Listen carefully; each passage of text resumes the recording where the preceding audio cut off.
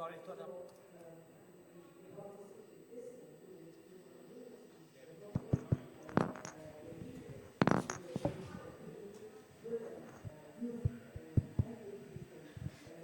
Okay, let's start. We just late 15 minutes because in Dubai it's very early morning in COP conference, but in Thailand we have a live on Facebook. Its time is on the afternoon, I think. And say good morning everyone to audience in the panel room and good afternoon to the online. And first of all, let me introduce what the purpose of this panel. This is hosted by Expo. It's very long name. Let me see the name card, please.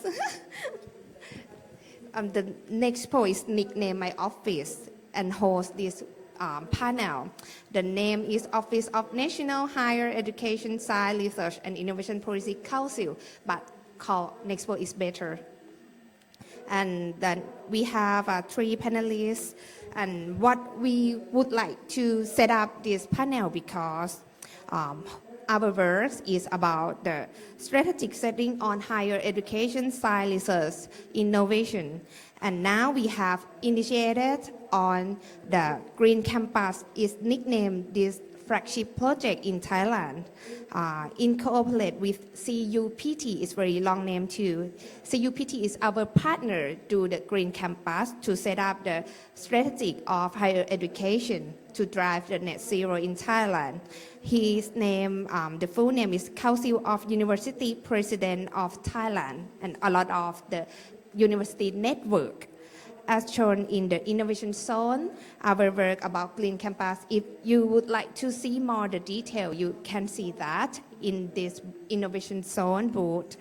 And in this panel, we would like to share how higher education is driving innovation toward achieving net zero due to the fact that in Thailand, higher education is important and have a lot of function, especially the net zero issue, and we wish to get some ideas from this panel to design an innovative policy on higher education for driving net zero in our country. For the panel, we have 3 panelists today who have different experience on the higher education and net zero innovation. The first one is Dr. Shanati Palino. She is Assistant Vice President for Research Affairs at Chulalongkorn University and will present about Thailand University work on net zero innovation. The second one is Ms. Nathakan Krawitit Anand. She is the Managing Director of Oaklin Company, the Thailand company. Her company is doing waste management technology and innovation, which focus on supporting net zero emission achievement. She is the only one who represents the private sector on this panel and will show how it works with higher education and private sector and how important higher education in Thailand important to the private sector in Thailand too. And last but not least, Dr. Benjamin Smith. He is a senior fellow in the Department of Physics and Astronomy, Clement Center for Energy Policy, University of Pennsylvania. His work is very interesting. He will talk about green astronomy and link with decarbonization innovation. It is quite advanced and frontier research in Thailand, this topic. And we wish to learn how academy in the USA has done on net zero from him. It is an honor to have you all on the panel. Our panelists will present like 10 minutes and the question section after that. And I think it's time to learn from all panelists. And please join. Welcome Dr. Shanati Palino first. Give a hand to her, please.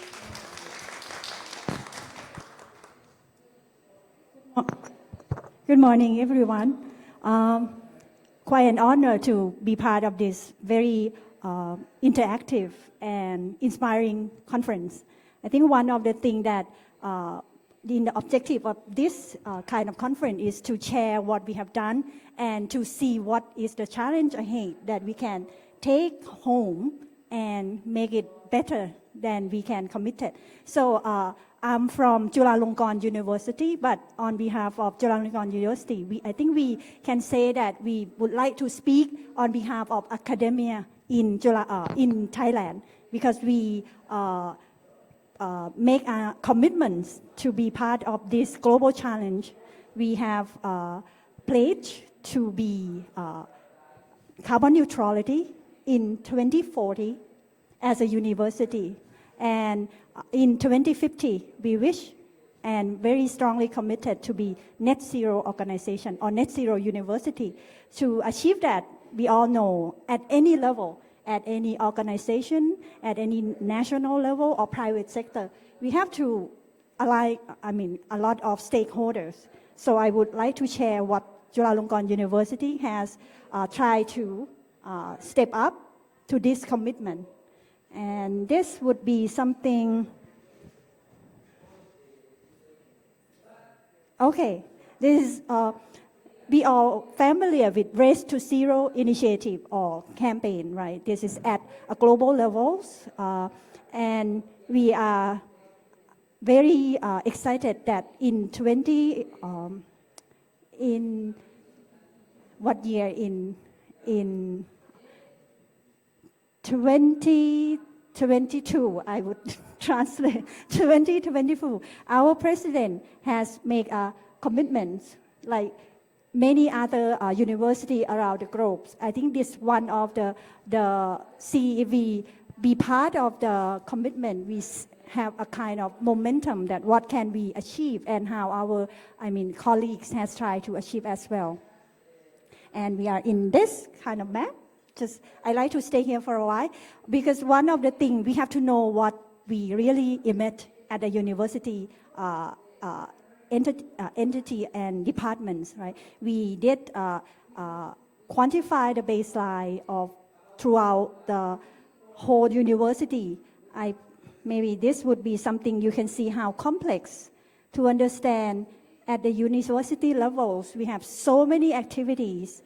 Not only scope 1 and scope 2, majority of university activity is scope 3.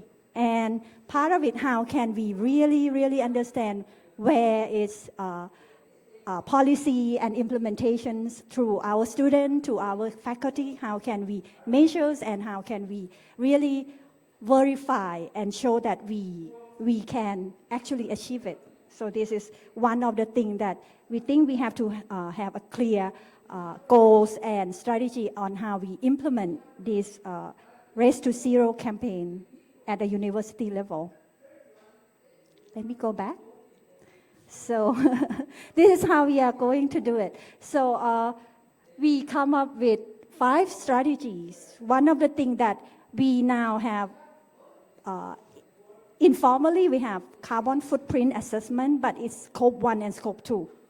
As we all know, scope 3 is very challenging. But it's kind of be able to narrow down what is action that we have to put on priorities. That is energy transition on the campus level and improve how we manage energy system throughout all activities.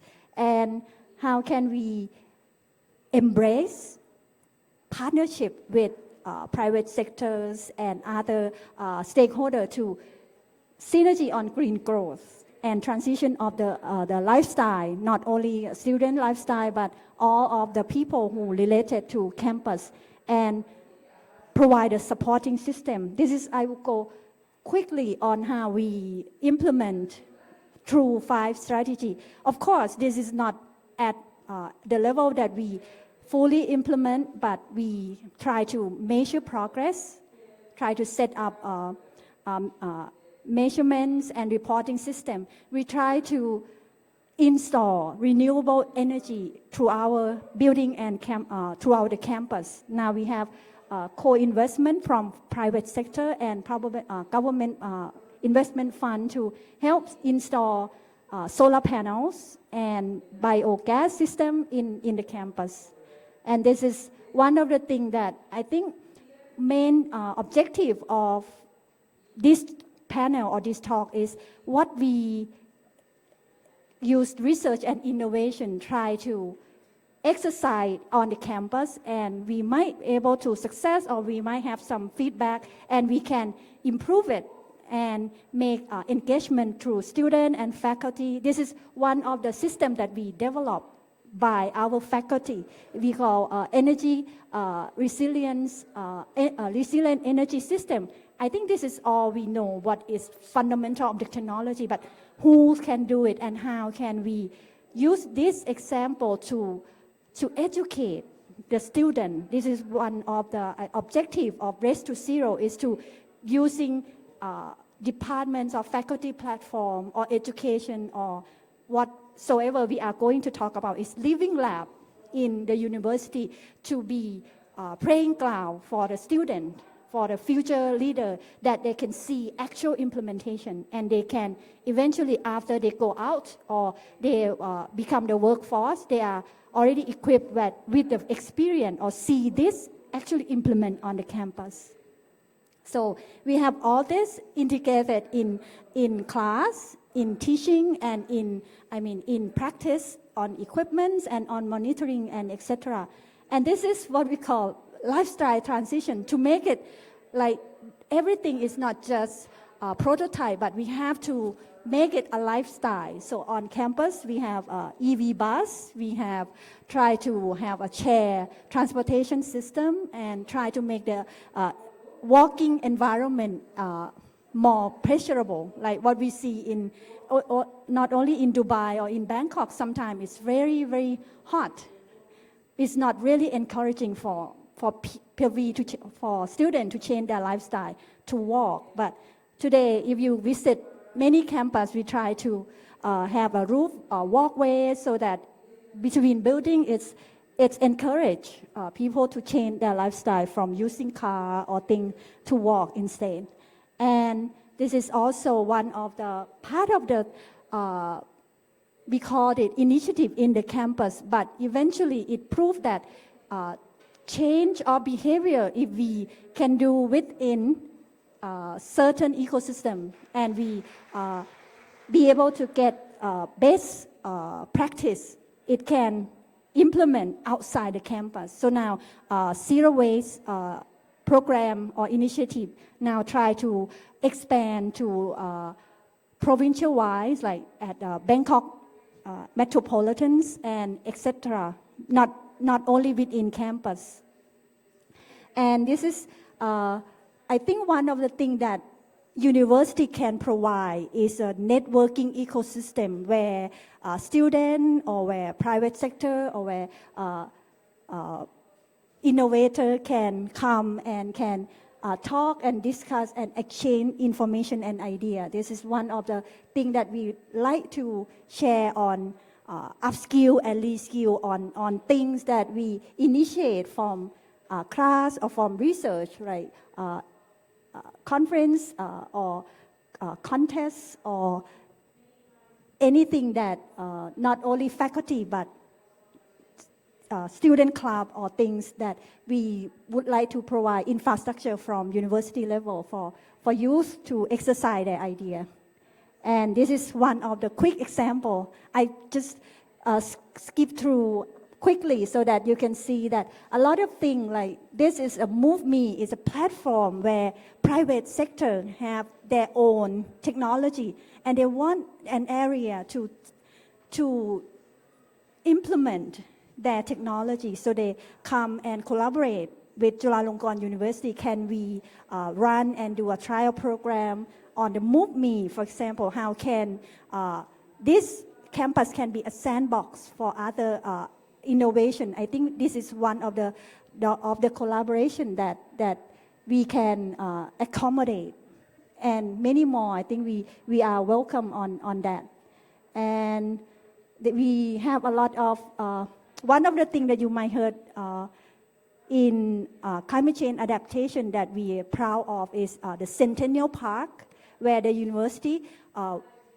very visionary in the commitment to invest in in 100 years public parks, but using the concept of retention pond, and that can mitigate some flooding in the area of the campus or around campus, and that has been a lot of not only case study but new generation can come and visit the actual transitions of the park so that they can get inspiration.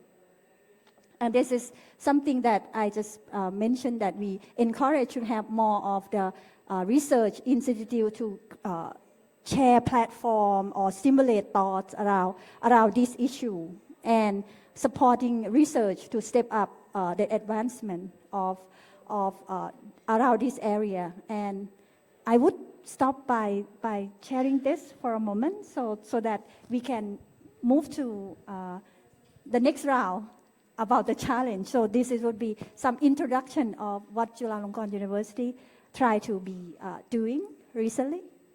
Thank you, Dr. Shanatip Palino. Could I recap some things before I move to the other panelists? I recap that Chulalongkorn University try to become the net zero and do a lot of projects, use a lot of innovation to use. And the actor that you do that about the student, the actor, the technology, the policy setup, and implementation of all layer system in your university. But that I mentioned this purpose of this panel because I am the innovative policy set up to support the university like Chulalongkorn University in the term of green campus to have a system like enabler, like finance, regulation, and overall to support the university like Chulalongkorn University can do it because have a lot of the barrier like regulation, like finance, and the same standard, how it called the Net Zero University in Thailand. And that's why we set up this panel. And thank you for your sharing. I know it's very difficult to do a lot.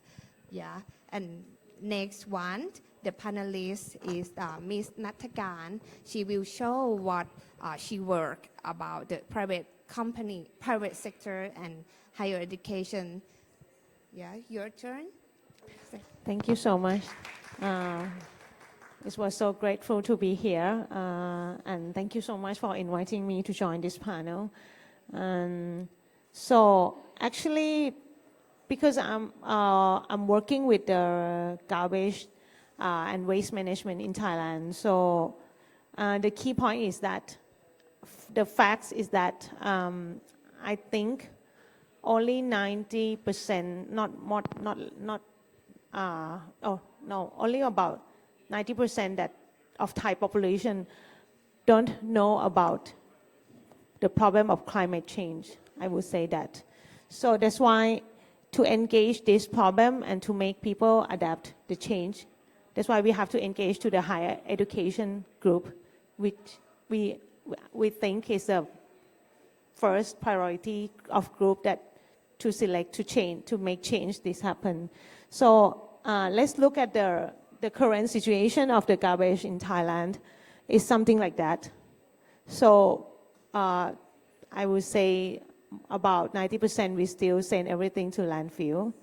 And even though the government try to work on policy come out, but the actual things still have not changed much. Okay, so we have about 25.7 million tons of garbage per year, and this is for total in Thailand. And so the way we doing this is like, so about 7% is people manage the garbage at your home. This is the latest data. And then about 15% we try to separate and utilize before collection for transportation. But then all the way, we still have a lot to go to landfill.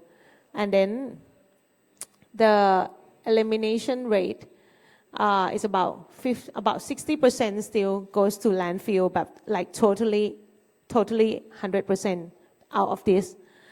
And so 64% out of that is mostly is organic waste. This is for whole Thailand. And for Bangkok is about 55%. So this is the data that's quite interesting. And then, so what happened is like this. So everybody just send everything to landfill like that. And we have a lot of internal issues of Thai people come and how to say, they have debates, they have like quarrels on these issues in small in those outside Bangkok areas.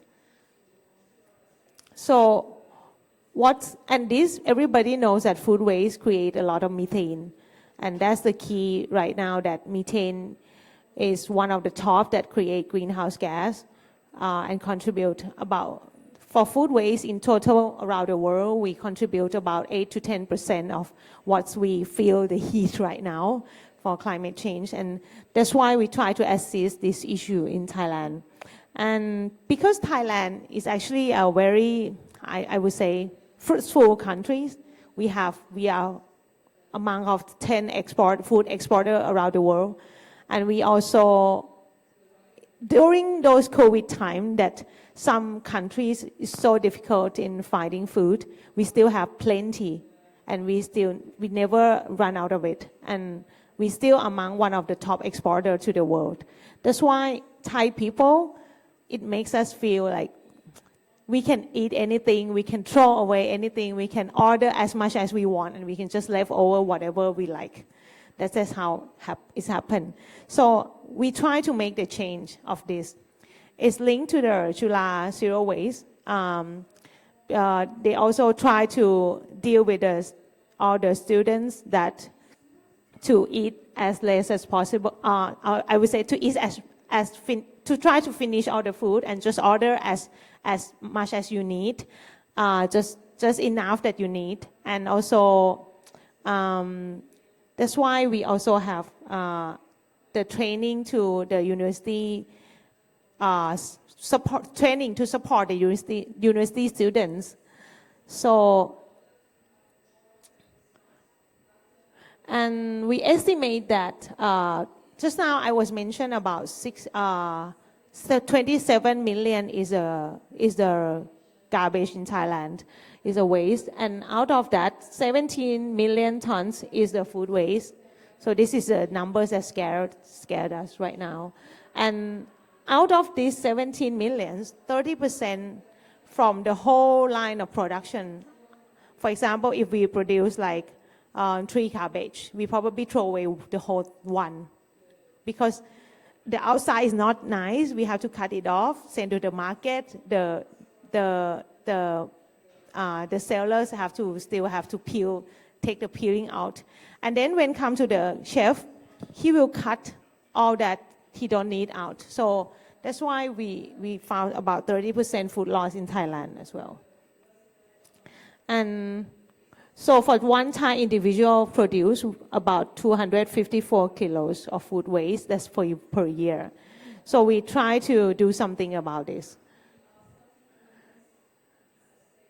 So the plan of the Thai government come with 5 actions. One is prevention. So try to prevent food waste and excess food by planning the meals. This is I would say, Thailand Development Research Institute try to introduce these themes to all private and public sectors. But in actual doing, we didn't go that far.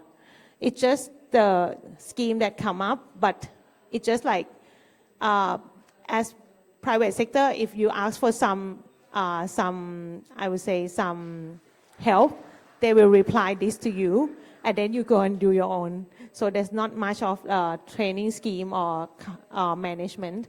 So we try to be the private sector who really go and help in manage this for any entities that need. Because I would say, if you are you are like organization A, and if I say, should I help with some manage on your food waste? the A doesn't see any importance, so no point. So that's why we stand still, but when people ask, we go and help. And okay, so this is our technology, the innovation. We actually it's actually food composter. So we grow microbes inside, and then the microbes keep growing every day we give it the food. And then within one day, it reduced the amount of food waste from 100% to 10%.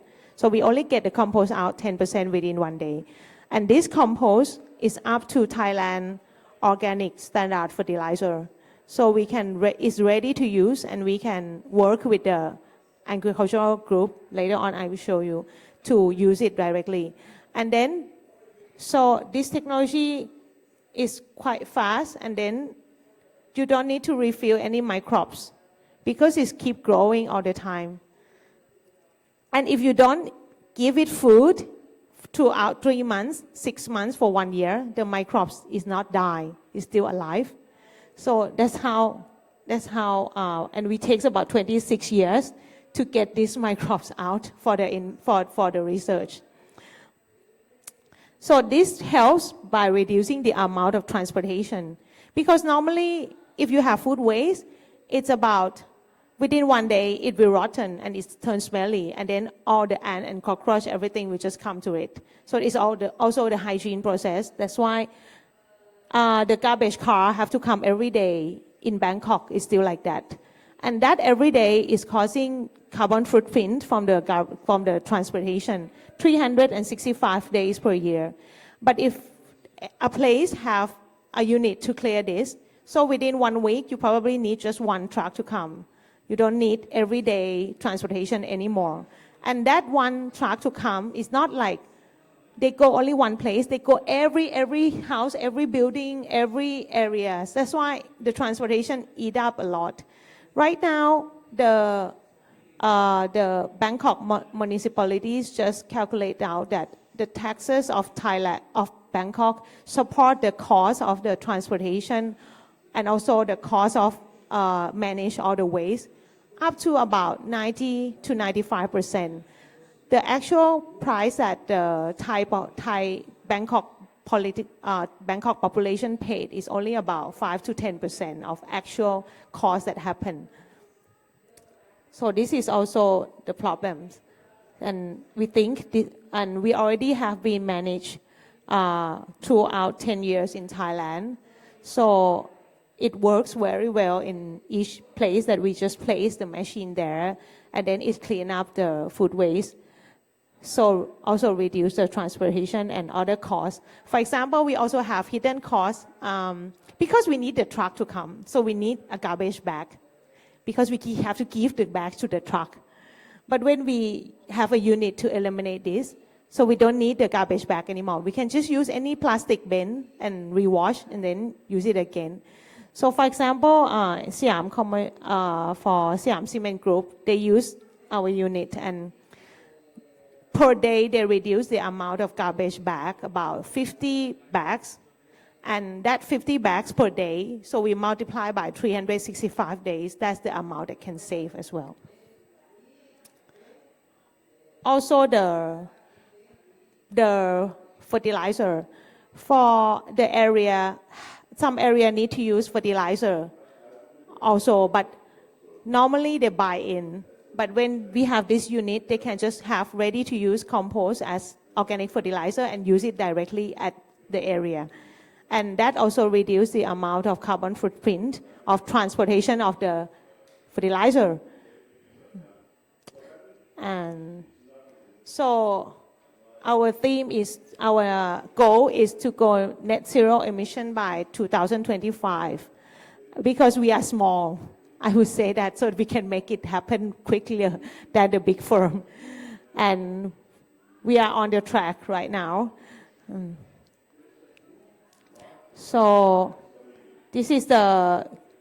so I want to touch about the university. This is the plan, the example from Surat, Ratchapat, University of Surat Thani. They actually one of the top to the south of Thailand. And so this is how, and this university is being selected by UNDP as to kick off many greens project. So this is one of the green project that they manage about waste.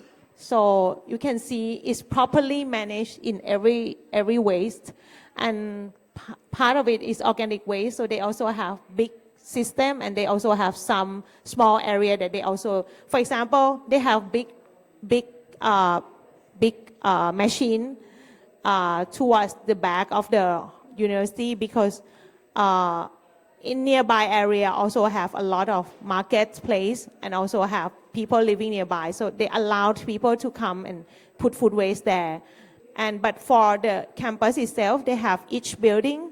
So each campus is building, they have small unit to put in each campus is building, so that they can clear food waste in the canteen and each area, so they have to carry it all the way to the dropping point. And this is also from Chulalongkorn University in one of the faculty, the medical faculty. And so they have been doing waste management for about 3 to 4 years, but the last thing that they really cannot clear is about food waste. That's why to install this unit to stop, and then after installing, they can calculate carbon footprint right away from the food waste they can eliminate. And this is example of the agricultural group of organic farm that we work with. The name is Phungkhachon Garden. It's actually a group of organic Thai farmers in Pathum Thani. The theme is that most of the farmers nearby, one of the family members will have cancer. So by having found that problem, make them change to use to become organic farming, and that's why they group up about, I think, 20 families, if I'm not wrong, and then gather the land, and then they do the farming. So we send all the compost to them, and because they also produce a lot of good fruits and vegetables, so they deliver the fruit and vegetable to the hospital, Chula Hospital, and then when he empty the car, so he bring back the compost and send and bring back to his garden. So that's how we manage. So what we can save right now is about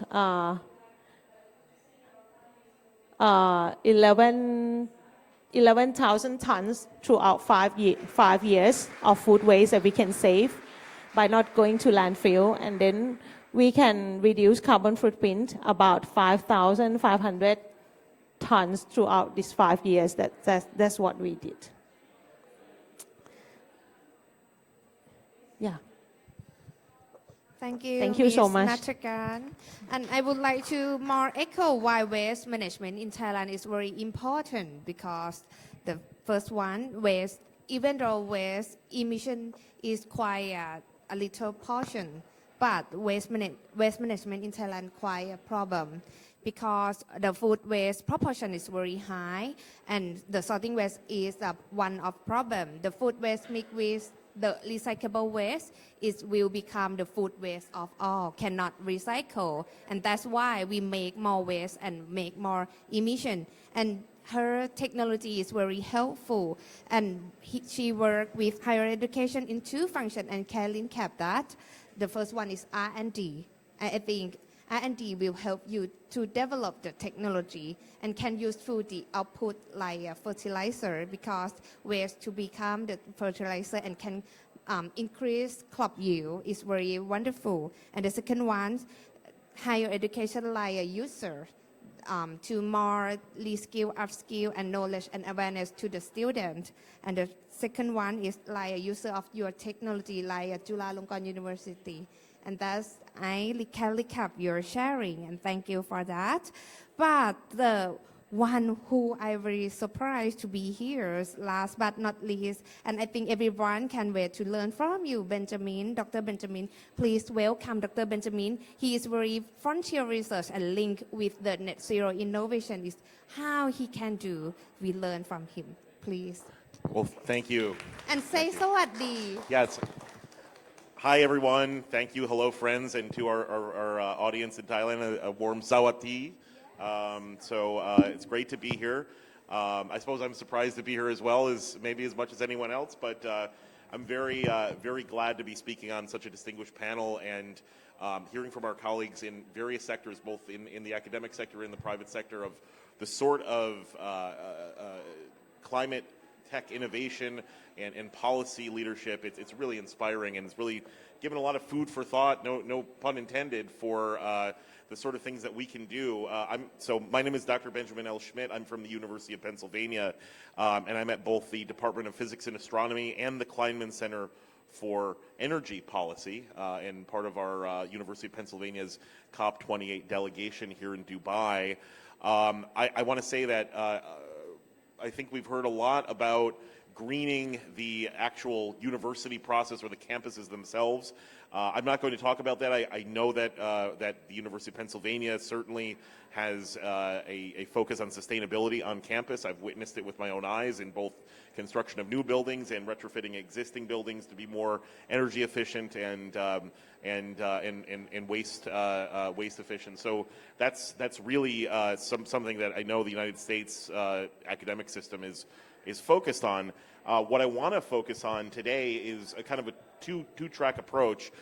First, talking about the importance of having scientists and technologists directly involved in the policymaking process. I think that's something that is overlooked, at least in my community and the physics community, how much impact we can have if we're directly involved in the conversation, in addition to the basic research and development work. Then I'm going to talk about a few projects I'm involved with in the astronomy community and how to actually get out on the frontiers of climate research, both literally and figuratively. So I will just go here and say my public service announcement wherever I go is it's really, really important that we move science from a nice to have to a must have in the foreign policy, energy security, energy and climate communities. If we don't have that, we just can't do our most efficient, most impactful policies. My background, as you can see, is in a few locations on Earth doing astronomy projects. One is in northern Chile, where I did my PhD at Penn on the Atacama Cosmology Telescope. I did my postdoctoral work at Harvard University working on the BICEP Array project. And we'll get to both of those and what they're doing for greening astronomy in just a moment. But in between that, I had the distinct pleasure and opportunity to work at the U.S. Department of State as European Energy Security Advisor, where, among other things, worked on securing critical infrastructure, diversifying energy resources, and doing all the sort of things that are really needed if we want to have a just transition. We need to have an energy secure transition as well, or else our electorates just won't follow along. So that's really the PSA.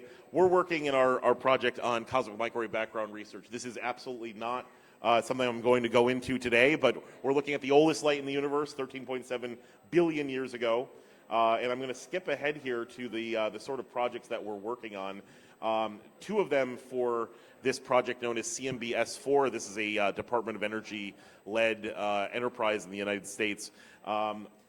One of which will have a site in Chile, in Cerro Toco, and the other at the Amundsen Scott South Pole Station in Antarctica. And I've had the distinct honor of going to both sites and working on them for various projects over the years.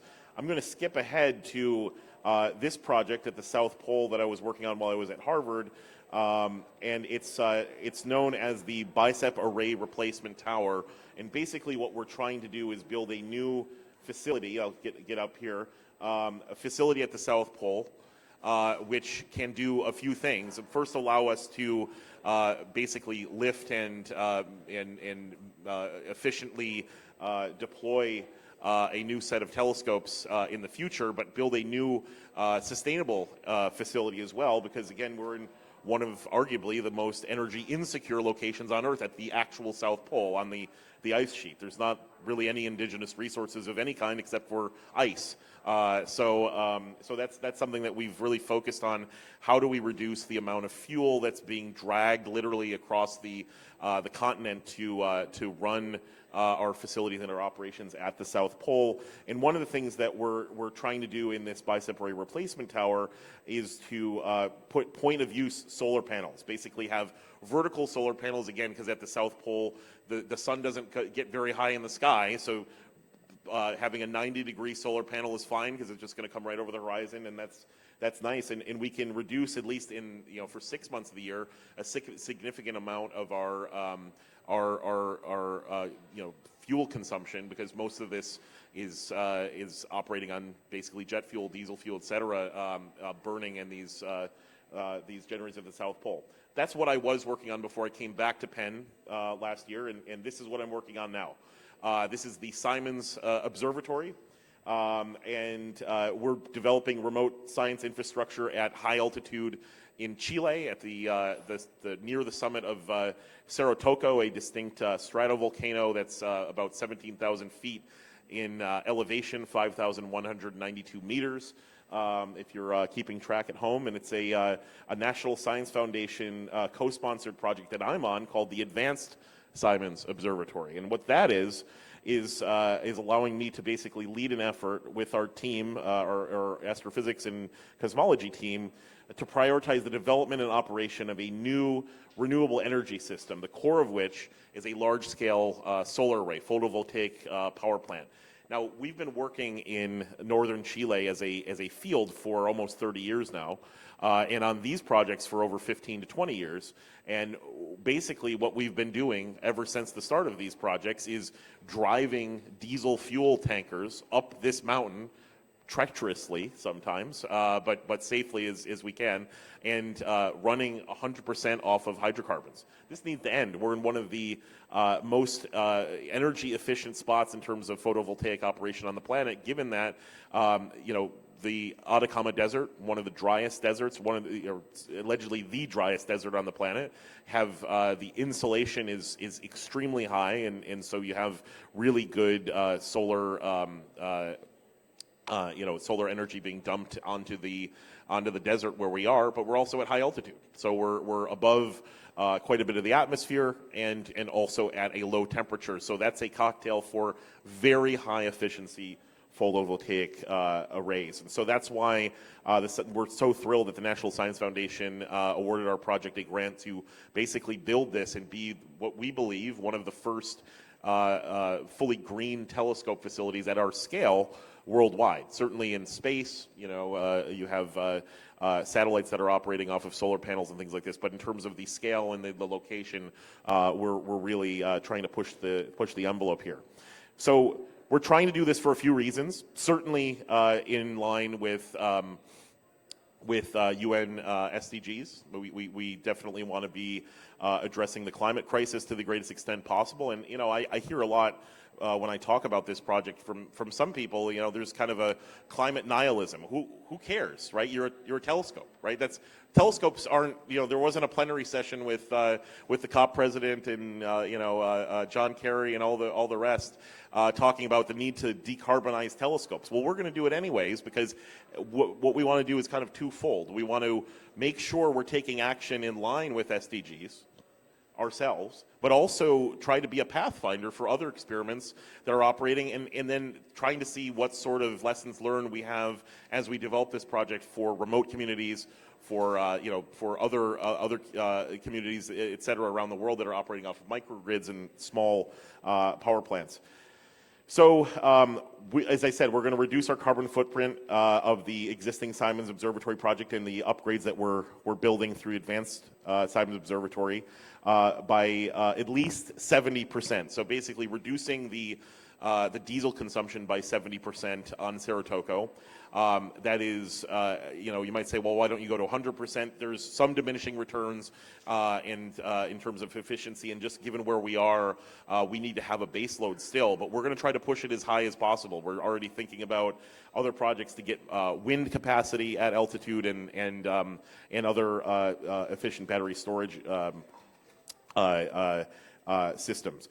At the same time, it's great for our science, right? We can have times of the year where we can't get a diesel truck up the mountain, and we're operating, at very low temperatures for our detectors in our cameras in the telescopes that take weeks to cool down through a dilution refrigeration process. And these systems, basically, if you run literally run out of gas, it's not good, right? The site shuts down, site operations shut down, and we really need to be doing a lot to get the site back up. So this will increase our operational efficiency significantly in terms of our science yield. So this is actually good for astronomy itself. The actual data quality that we get will be higher because we don't turn off the system as much.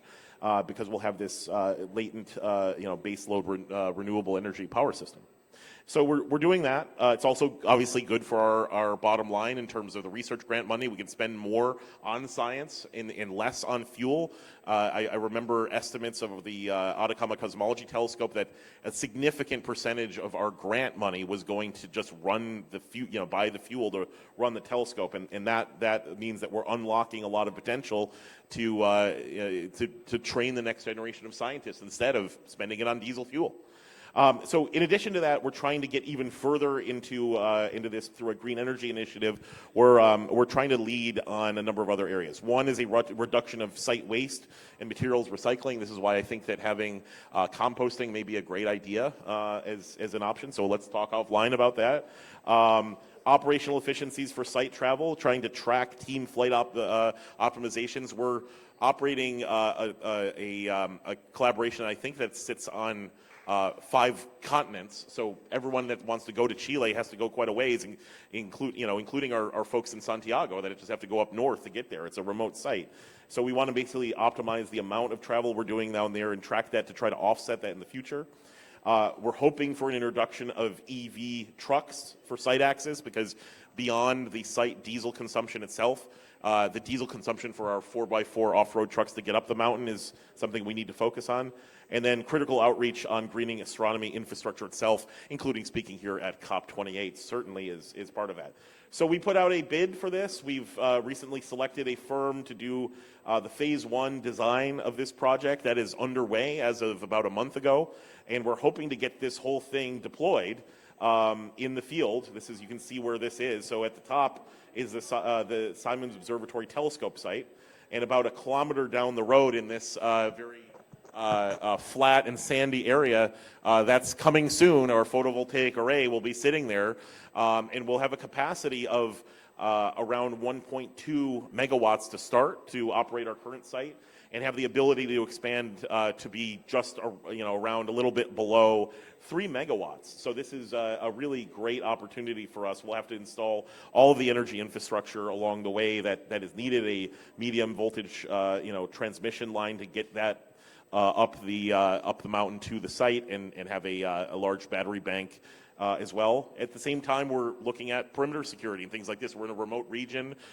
We can't staff this 24/7. So getting lessons learned. I'm working on a project through the Climate Center for Energy Policy on critical infrastructure protection in the Nordic and Baltic region.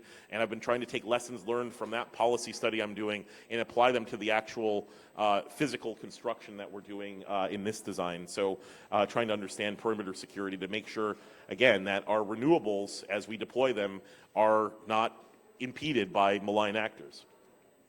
So this is what that funny shape looks like. That's the site where it's coming. And we've recently completed on the site, and I was down there as well just 2 months ago, for the first stage of our environmental impact assessment field study. We had to make sure that, of course, we're doing this sustainably and not interrupting indigenous space. We had an archaeologist looking if there was any sacred areas. There was a lot of mummies in the region in northern Chile. We didn't find any mummies. We also put out basically motion sensing cameras for seeing if there's any fauna or animals that would come up. And effectively, I learned a lot from our biologists on the scene. We would dump cans of tuna and oats on the ground and see if something came up. Thankfully, nothing came up. There's a little bit of flora there in terms of just lichens and things on the bottom of rocks, but we're really, it's a pretty barren area at that location and that height, so, and elevation. So we're pretty confident that will move forward quickly. And we're, as I said, we're moving this as we go. We've completed the site survey for our environmental impact assessment. We are really trying to move this design forward as quickly as possible so that by next summer and into next fall, we'll have this thing deployed and start operating. Again, one of the first, if not the first, truly green telescope facilities worldwide. And again, just to get back to what this is talking about, higher education. We wouldn't really think of ourselves as a climate project at all, right? We're not. We're looking at as far away from the Earth as you can possibly get in the universe, right? Near the Big Bang, looking back in time 13.7 billion years. And it's such a thrill to understand that we can play a part here and have representation of both our university, University of Pennsylvania. Obviously, my previous university I was working with, Harvard, I still am affiliated with, is doing this as well, and have academic leadership on climate mitigation efforts and getting ourselves as close as possible to net zero in terms of our operations. So again, say no to climate nihilism, say yes to climate action. Let's actually get it done, and that's what we're trying to do. I love your end sentence that climate action is very the important thing to do. And thanking for your super advanced innovation in terms of Thailand frontier research. Yeah, I echo again. And please give a hand to him, please. And before we end the panel, because we don't have much time, we have just only 3 minutes. I would like to give you 1 minute of you to say something to the audience, what the passion to do about your net zero innovations or the higher education, what we can do here. Please, the first one, please. May I just go back to my slide? I think it has some kind of something that I think the next one. Okay, this will be my something that I think we all face some challenge from higher education. The reason that I think we can do not only Chulalongkorn University, but I think on behalf of academia to be part of leading example or incubator for the new leader of our climate challenge. Is one thing is Chulalongkorn University has pledged to become net zero, and I think there is the challenge that we think we face and we would like to achieve is to connect as much as we can, not connect to not only to national policy. Nexpo has already set a very clear policy and commitment. Our university president has already set a very ambitious policy, but how can we connect to stakeholders within university and outside university, and both national level and international level? I think this is why this kind of plenary or platform that we share, I think it's open to our intention is that the more we connect, not only we share the challenge that we face, but we hope that we can get collaboration and support to go to the same target or the commitment. And we not only would like to make Chulalongkorn University as learning environment or for new generation, but I think research and innovation is something that we think it's part of sustainable development that the university has to continue providing research through curriculum, innovations and technology that we support to faculty and students. And the last one is the synergy and alignment that I think we come here not only to link, but how can we synergy our common goals. Thank you for Oakland that has set an example that we synergize our role, and university can be contribute something to private sector, and private sector can also help us to set example of implementation can be really make a change. That I think my final words would be. Thank you. And you? Actually, right now we know food waste is a food. I would say food loss as well. In the line that we found is it contribute like a lot of what we feel right now that is hotter, and so just want to just tell everyone that you bear in mind of the amount of food waste that you order for this lunch and dinner. At least like it can help in it, and also actually sometimes I will feel people omitted this point out, but actually it's something that we produce every day, and also it linked together with the flow of the food, like how it's come about, the chemical and all that.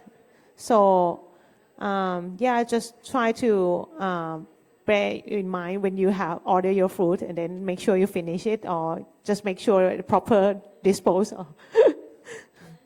Thank you. And for you, Benjamin?